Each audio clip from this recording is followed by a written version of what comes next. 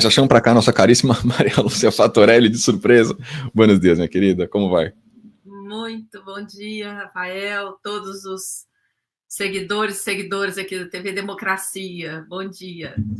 Bom dia, queridíssima. Faltou só um comentário, né, cara Maria Lúcia, que é por conta desses índices aqui de emendas que os congressistas também pressionam tanto o Supremo Tribunal Federal e têm feito essas jogadinhas com a Suprema Corte. Isso aqui vai cair, mas é triste, né, Maria Lúcia? Um país com a desigualdade que a gente tem, ver os congressistas atuando só em causa própria, uma coisa muito impressionante.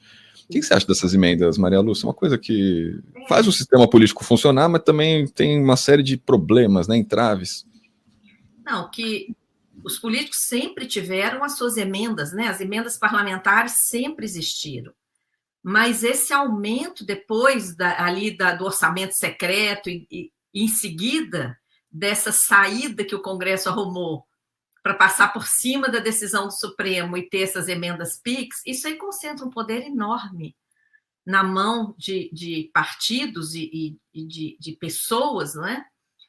Que vai contra a própria distribuição do orçamento público, porque é uma verba muito grande que fica ali para uma decisão individual de um parlamentar, na emenda que ele recebe, e aquele dinheiro sai do orçamento público, não é? Afetando áreas que deveriam ali, decisões que deveriam ser tomadas por um ministério, por um planejamento, não é? Uma questão muito mais discutida, muito mais democrática, né? Falta. Além da falta de transparência, né? Porque a maioria você não consegue ver onde foi mesmo. Era o maior problema do orçamento secreto, né? Que você não sabia quem recebia, quanto recebia, onde ia parar. Isso aí, você só ia ver onde ia parar quando estourava uma operação policial lá na cidade de não sei quando, no estado de não sei qual, por desvio dessas verbas do orçamento secreto. Na quase menos, em parte, acontece isso também, que o orçamento secreto era com menos transparência ainda, né? E aí os escândalos aconteciam de uma forma mais frequente. Vários deles, mas enfim, é um assunto delicado. Não é nem delicado, né? É meio pesadão, uma política meio dura e acaba meio distante da população. Mas, no mínimo, transparência tem que ter. Vamos ver o que sai dessa reunião, né, minha querida? Mas a gente teve, essa semana, evento importante também, que foi a confirmação do Galípolo para o Banco Central, minha cara. Você estava acompanhando, como é que você viu a indicação? A gente já conversou um pouco sobre o perfil do Galípolo, não dá para esperar ali, claro, um Lenin, um Simão Bolívar, o Galípolo é mais direitoso, mas também não vai ser sabotador que nem um Campos Neto, né, minha cara? Essa é a minha avaliação, né? Quero saber a sua, sobre o perfil do Galípolo, o que esperar dele. É o que a gente espera, porém, se a gente olhar como que ele vem agindo, não sei se ele agiu assim para agradar ali o mercado e não atrapalhar a aprovação da nomeação dele, mas nas últimas reuniões da diretoria do Banco Central, chamado Copom, quando a diretoria se reúne para decidir taxa de juros, ela se reúne no chamado Comitê de Política Monetária, o Copom. Nas últimas reuniões, ele votou junto com o Campos Neto, ele acompanhou o voto do Campos Neto, tanto para manter a taxa altíssima em reuniões anteriores, como na última, que aconteceu há poucos dias, né, nessa reunião de setembro, que aumentou a taxa em 0,25%. Ele votou a favor disso. E agora, a gente viu ontem, Rafael, a notícia de que o mercado quer que a taxa de juros suba 0,5% na próxima reunião, que vai acontecer no início de novembro. Então, é hora de pressionar esse novo presidente eleito, né, que ainda não tomou posse, mas está ali confirmado, para ver se ele como que ele vai atuar. Porque é um absurdo aumentar ainda mais a taxa. Agora o mercado viu que o 0,25 foi aprovado e não houve tanta gritaria assim, agora o mercado quer mais. É assim que funciona. Quer meio. Quer aumentar 0,5% na próxima reunião.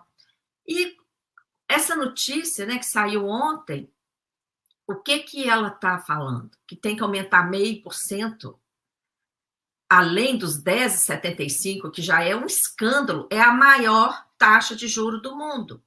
Tem gente que fala, está perdendo só para a Rússia. A Rússia não pode entrar na comparação agora, Rafael. A Rússia está em guerra e está sofrendo sanções econômicas gravíssimas, então não tem termos de comparação. Não a mera pode comparação entrar. com a Rússia já mostra que tá feio o negócio. Você está entendendo? E está só um pouquinho atrás da Rússia. Então, o Brasil tem hoje a maior taxa de juro do mundo, a taxa básica. Se formos olhar a taxa de juro de mercado, sempre teve disparadamente a maior taxa de mercado do planeta. Por isso que a economia aqui é toda travada, por isso que muitos negócios que poderiam existir não existem, porque as pessoas não têm coragem de se endividar para fazer um investimento produtivo, porque o investimento produtivo não vai dar um retorno suficiente para bancar essa despesa financeira extorsiva que é a que atua aqui no Brasil, né?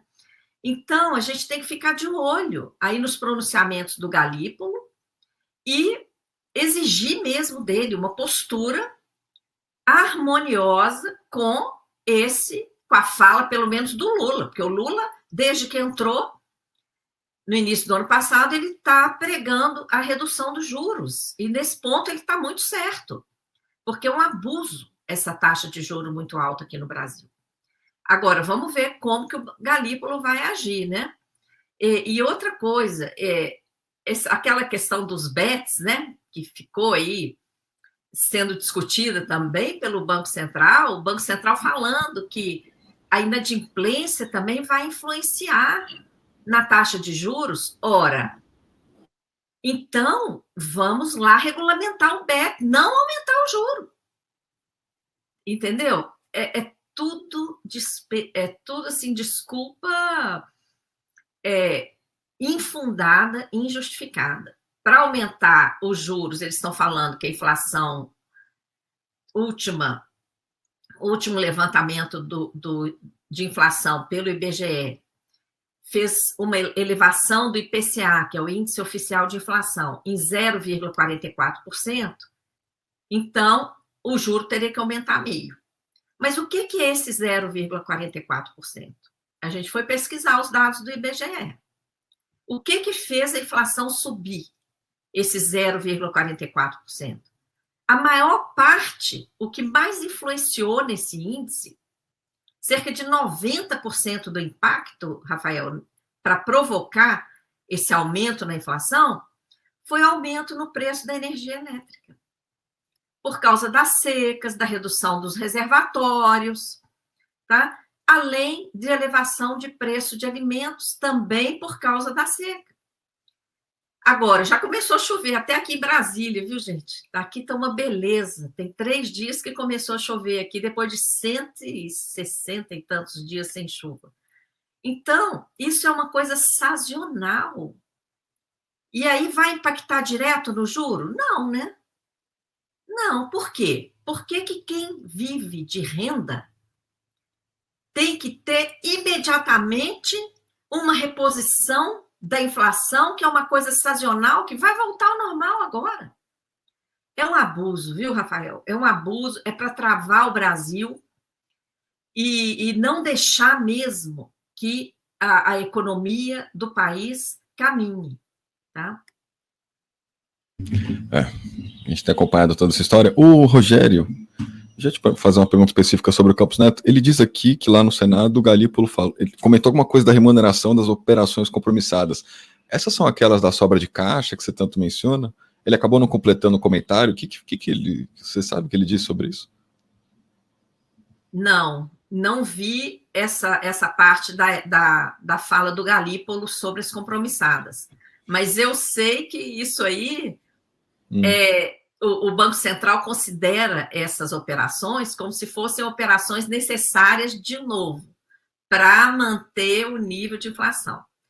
Eles consideram que esse dinheiro da população, que está nos bancos, né, Quando eu falo população, eu estou incluindo as pessoas, as empresas e os órgãos públicos. Todos esses setores da população têm conta bancária, tá? Não só pessoas, mas também empresas e órgãos públicos. Todo mundo tem conta bancária. E esse nosso dinheiro que está lá nos bancos, no mundo inteiro, ele é usado para circular na economia.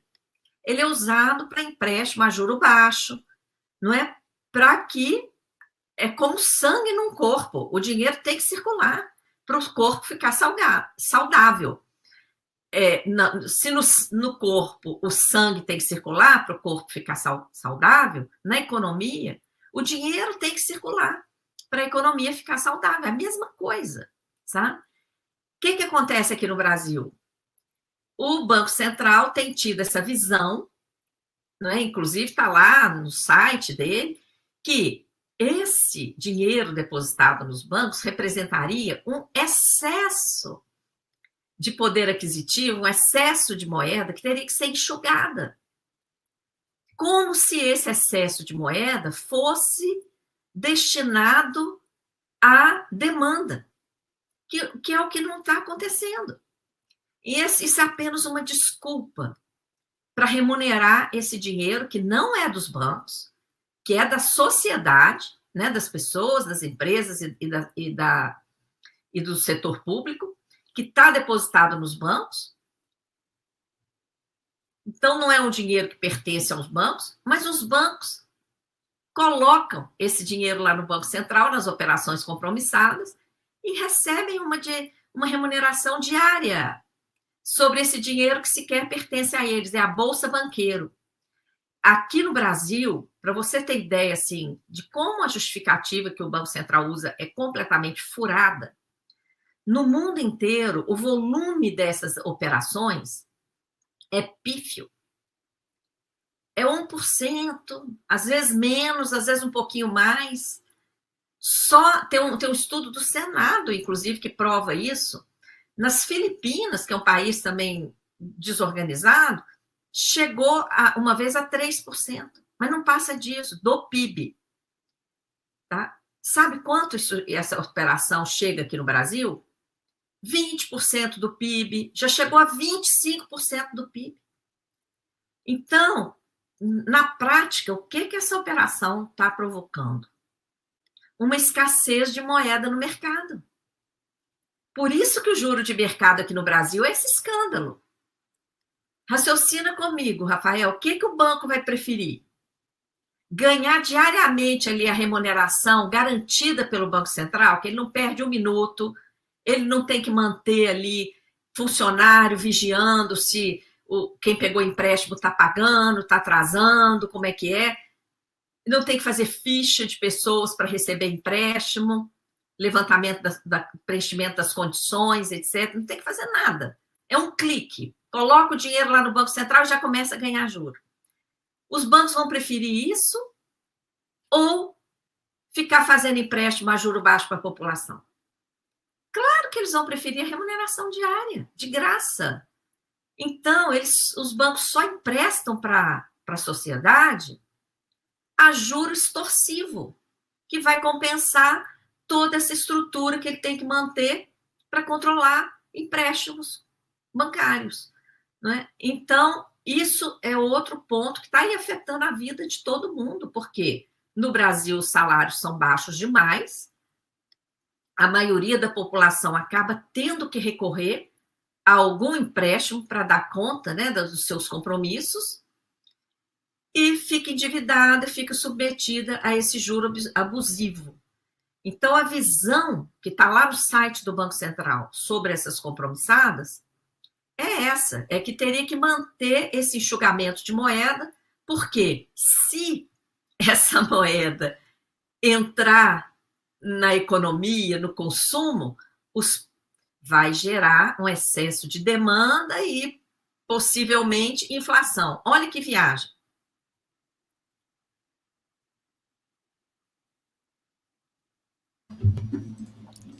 Assunto complicado, né, cara, que... Considerando também eu sempre cito isso, mas é que quando a gente fala de economia, gente,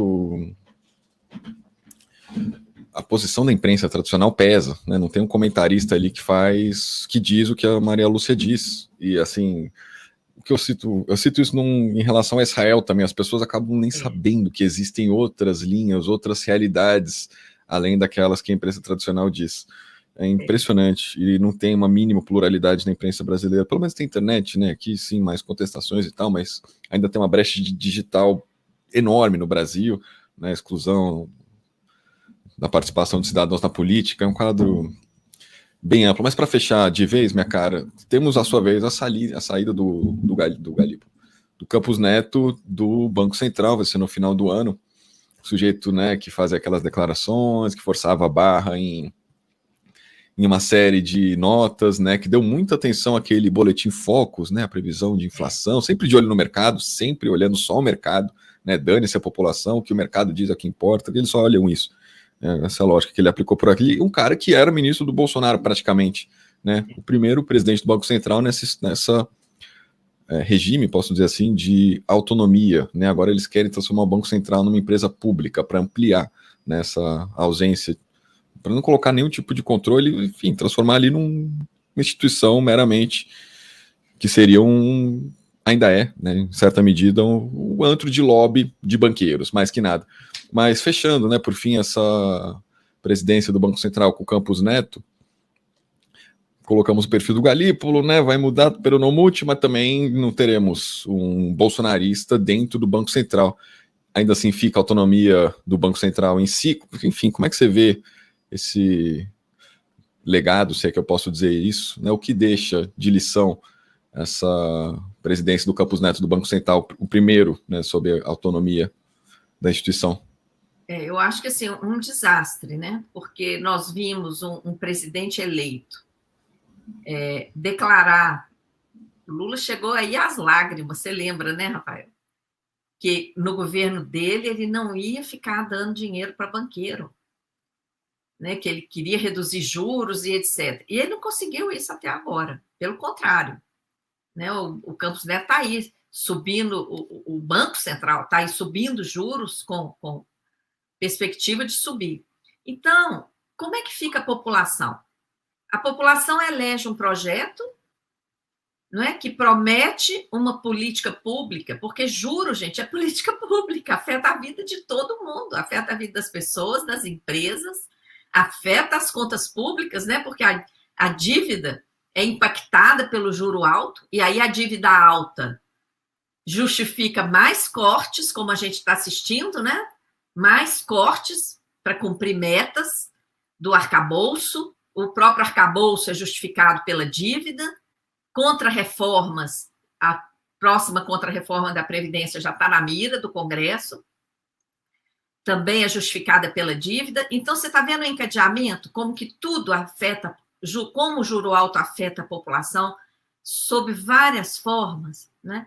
Então, a gente tem um presidente que foi eleito com a proposta, o projeto, a promessa de caminhar no sentido de reduzir os juros para aliviar toda essa pressão sobre a população, e vem uma pessoa que vem de governo anterior, não é? Totalmente autônomo. Como assim? Um Banco Central autônomo? Cuidando da política monetária, cuidando da moeda, das reservas, porque tem isso também, né? O Banco Central torrou 60 bilhões de dólares de reservas no governo Bolsonaro e no último ano do Temer. Foram 5 anos que a gente levantou. 60 bilhões de dólares de reserva. E não deu a menor satisfação. A gente fez requerimento de informações, ele não respondeu. A gente está até vendo a possibilidade de entrar no judiciário, sabe? Embora a gente conheça a postura financista que tem sido demonstrada aí pelo judiciário, mas a gente vai entrar. Porque esse assunto tem que continuar sendo discutido. É um absurdo, né? A população ficar tão refém desse poder financeiro que toma conta, toma as decisões que vão afetar a vida de todo mundo e ignora a posição do poder eleito, do presidente eleito. Não é? Isso afeta também fortemente a democracia do país. né, a participação popular, que fica completamente refém, né, não só o poder político, como a população também. Então, você falou, né, essa questão da economia é complicada, muita gente se afasta, mas as pessoas precisam participar. E não parece complicado, porque da forma como a grande mídia propositalmente coloca isso, né, e é o que a população tem mais acesso, parece complicado mesmo. Mas quando a gente tenta explicar melhor, né, não usar aqueles termos do economês, mais pessoas estão entendendo, Rafael. E a nossa chance de mudar é essa, da gente conseguir uma participação maior, né, que vai desmascarando esses argumentos falsos para subir juros que têm sido usados aqui no Brasil, né? Subjuro não serve para controlar o tipo de inflação que tem no Brasil. O volume de dinheiro lá na economia não tem depositado nos bancos, não tem nada a ver com excesso de inflação. Pelo contrário, a circulação do dinheiro aqui no Brasil é muito baixa. Não é? Isso a gente mede pelo volume da reserva monetária e tudo mais. Aqui no Brasil é baixíssima, não tem esse risco, não tem excesso de demanda aqui, pelo contrário. Né? Então, há muito desajuste, sabe? E o que a gente tem visto é o Banco Central caminhar no sentido contrário ao que precisaria. E depois dessa autonomia, nós estamos aí diante de um desastre. O Congresso Nacional não pode nem fazer determinadas pressões que antigamente fazia, antes da lei complementar 179, que deu essa autonomia aí ao Banco Central. E eles querem mais, né? Tem a PEC 65 lá, em andamento no Congresso, que eles querem mais. Eles não estão satisfeitos com essa já tremenda autonomia que eles têm. Eles querem virar empresa. Pensa, uma empresa recebendo 2 trilhões de títulos do Tesouro que eles recebem. 2 trilhões e 400 bilhões. É o volume de títulos públicos que o Tesouro Nacional doa para o Banco Central e o Banco Central utiliza principalmente nessas operações compromissadas. Então, o Tesouro está sustentando o Banco Central. O Tesouro doa esses títulos, doa juros sobre esses títulos, tá? O Tesouro Nacional paga juros ao Banco Central sobre esses títulos doados. Essa é a principal receita do Banco Central. E ele usa esses títulos e esses juros para remunerar diariamente os bancos, a bolsa banqueiro, que a gente chama. Né? Isso tem que ser questionado. Mas, como você falou, como? Se não tem um debate sobre isso na grande mídia, se o Congresso não entra nessas pautas, não é dificílimo. Nós estamos lá com um projeto de lei para limitar juros no Brasil, tal como existe limite de juros em 76 países do mundo. E o projeto não anda no Congresso, Rafael. Um projeto de altíssimo interesse para a população não entra na pauta. Então, é preciso que a população entre mais nesses temas financeiros e cobre mais, se mobilize mais. Senão, a farra vai continuar. Você dá não vou dizer poucas, porque eu sei que tem muitas pessoas nobres nessa situação da economia, mas você dá umas mais notórias comentaristas que na área de economia trazem esses aspectos, essas leituras críticas. Né, eu lamento, assim, eu tô vendo o jornal, Maria Lúcia, começa, né, agora economia, tchau. Para ficar ouvindo o que banco pensa, eu posso simplesmente entrar no site do Santander, né, e ver o que eles pensam sobre tudo isso. Tô brincando, né, mas é isso, gente. Não é à toa que bancos sempre financiaram o jornalismo a nível internacional, as agências de notícias que alimentam a imprensa nacional, sempre financiadas pelo mercado financeiro, tanto de propaganda do Itaú no Jornal Nacional e tudo mais, né? Eles não vão colocar isso em risco, botando pessoas como Maria Lúcia que dizem coisa que os bancos não querem na programação, tristemente. Mas você costuma dar umas entrevistas também por ali, Maria Lu? Você costuma, né? Olha, é muito raro. O que mais acontece, Rafael, às vezes eu recebi um telefonema de um jornalista que acabou de entrar e ele acha assim que ele descobriu um furo, né? Porque ele nunca viu isso, porque não sai, né? Uhum. Sim. Então, liga, faz entrevista, manda até para eu ler, sabe? Fala assim, ó, vou Levanta te informação. ler, eu estou entrando agora nesse tema. Depois é abarrado pelo editor. Fica empolgado e tal, e dá aquela trabalheira danada, e a gente faz. Depois ele me liga, olha, desculpa, tomei um tempo danado seu, mas O editor barrou. o editor não deixou publicar, não. O que mais acontece é isso. Não é nem editor, né? O editor ali é o intermediário entre o cara do banco, que é quem ele obedece. Né?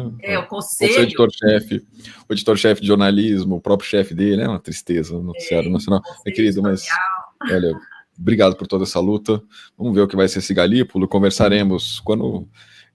Talvez antes dele começar, né? Só a posse só no que vem. A gente vai conversar antes dele entrar. Mas obrigado, meu cara. Preciso ficar de olho, viu? Porque até agora ele não mostrou nada diferente do Campos Neto. Votou igual. Sim. Né? Agora a gente tem que ficar de olho. Peraí, você foi nomeado, indicado neste governo. Você tem que seguir, né, a linha política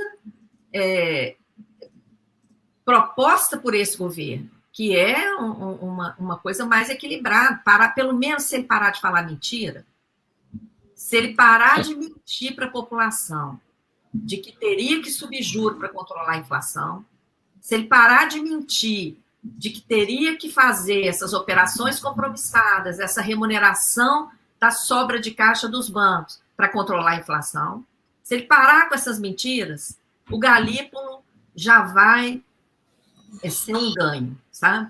Agora, se continuar, como é que vai ser? O Congresso vai ter que rever essa lei complementar 179 que deu essa autonomia ao Banco Central. E, para rever isso, vai precisar de pressão popular. Então, as pessoas precisam entrar nesse tema. Parece chato? Parece. Não é? Era melhor a gente estar falando de coisas mais animadas, mais alegres, né? Mas isso aí está afetando... esses aqui. Eu falo que é de futebol, do escândalo do pedido. Esse escândalo do pedido é interessante, do pedido lá nos Estados Unidos. Né? Tem furacão, é legal. Já é perigoso para os Estados Unidos, né? Mas tá quase no ramo do entretenimento, assistir como o furacão está avançando. Eu deixo lá com eles, que tenham boa sorte, né? Triste que os Estados Unidos respeite mais o meio ambiente, porque são dos maiores destruidores também, né? Mas, queridíssima, obrigado por toda a luta. Eu tô com o professor James aqui esperando, então a gente vai ter que fechar agora, mas conversaremos em breve, com certeza. Isso. Obrigado, Vamos minha querida. Ficar de olho, né, Rafael? Um forte abraço para você e todas as pessoas aqui da TV Democracia. Bom dia. Minha querida. E vamos pressionar, porque a direita pressiona, né? Claro, dia, claro, olha, a questão está assim, o mercado quer dobrar para passar por cima, né? Nós temos que estar aqui empurrando do outro lado, senão perdemos feio. Tchau. Não lascou. Valeu, queridíssima. Ótimo dia.